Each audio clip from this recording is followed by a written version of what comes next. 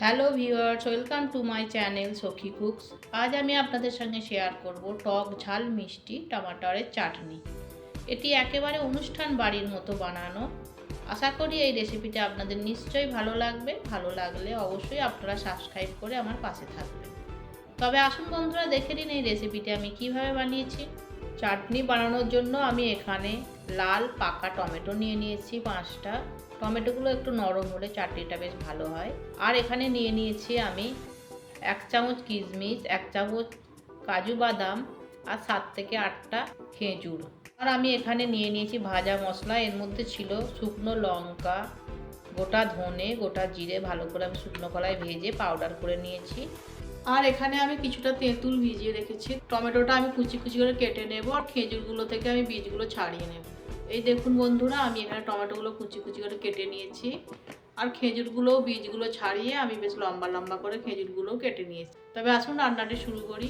প্রথমে আমি একটা কড়াইয়ের মধ্যে 1 চামচ তেল দিয়ে দিলাম। তেলটা গরম হলে এর মধ্যে দিয়ে দেবো 1/2 টেবিল চামচ 5 ফোড়ন আর 2টো শুকনো লঙ্কা আমি ছিঁড়ে দিলাম। এবার এই ফোড়নগুলো একটু ভেজে নেব। ফোড়নগুলো ভাজা হয়ে গেলে এবার কেটে রাখা টমেটোটা আমি দিয়ে দিলাম আর দিয়ে দেব 1/2 টিস্পুন নুন আর 1/2 টিস্পুন মতো হলুদ গুঁড়ো।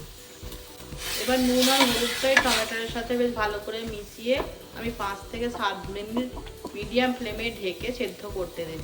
যেহেতু পাকা টমেটো নিয়েছিলাম, সেদ্ধ হতে বেশি সময় লাগবে না। নুনটা দেওয়ার ফলে টমেটো থেকে বেশ জল বেরিয়ে আসবে, তাতেই সেদ্ধ হয়ে যাবে। এই দেখুন বন্ধুরা, আমি প্রায় 5 মিনিট পর ফিরে এলাম। দেখুন, আপনারা দেখেই বুঝতে পারছেন বেশ টমেটোটা কত সুন্দর সেদ্ধ হয়ে গেছে। এবার আমি খুন্তির সাহায্যে একটু টিপে টিপে দেব, যাতে টমেটোগুলো বেশ ভালো মতো মিশে যায় বা মসৃণ হয়ে যায়। এবার এর মধ্যে আমি দিয়ে দিলাম 1 কাপ মতো চিনি। মিষ্টিটা আপনারা আপনাদের পরিমাণ মতো দিয়ে দেবেন বন্ধুরা, যে যেমন মিষ্টি খেতে পছন্দ করেন। চিনিটা দিয়েও আমি বেশ টমাটারের সাথে ভালো করে মিশিয়ে নেব।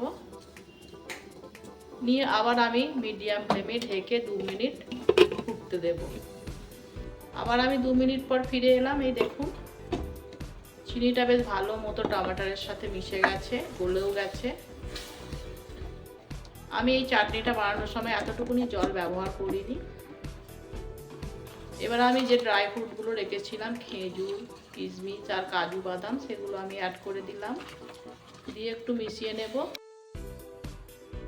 মেশানো হয়ে গেলে যে তেঁতুলটা আমি ভিজিয়ে রেখেছিলাম, তা থেকে আমি এর কাইটাকে বের করে 2 টেবিল চামচ মতো তেঁতুলের কাই আমি দিয়ে দিলাম এই টমেটোর চাটনির মধ্যে।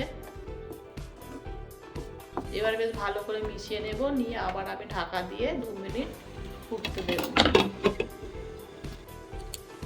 আবার আমি 2 মিনিট পর ফিরে এলাম। এই দেখুন, টমেটোর চাটনিটা আমার একেবারে রেডি হয়ে গেছে। এর থেকে বেশি আর ঘন করবো না, কারণ ঠান্ডা হওয়ার পরে চাটনিটা বেশ অনেকটাই ঘন হয়ে যাবে। এবার নামাবার আগে আমি যে ভাজা মশলাটা বানিয়ে রেখেছিলাম, 1 টেবিল চামচ আমি এই ভাজা মশলাটা দিয়ে দিলাম। দিয়ে ভালো করে মিশিয়ে নেব। তাহলে বন্ধুরা, আমার এখানেই রেডি হয়ে গেল টক ঝাল মিষ্টি টমাটারের চাটনি। এবার আমি গ্যাসের ফ্লেমটাকে বন্ধ করে দেব। এই দেখুন কত সুন্দর হয়েছে, আপনারা দেখেই বুঝতে পারছেন। এবার আমি একটা পাত্রের মধ্যে সার্ভ করে নেব। তাহলে আপনারাও এই টক ঝাল মিষ্টি টমাটারের চাটনিটি বাড়িতে বানিয়ে নেবেন। খাওয়ার শেষ পাতে কিন্তু খেতে আপনাদের পরিবারের নিশ্চয়ই ভালো লাগবে।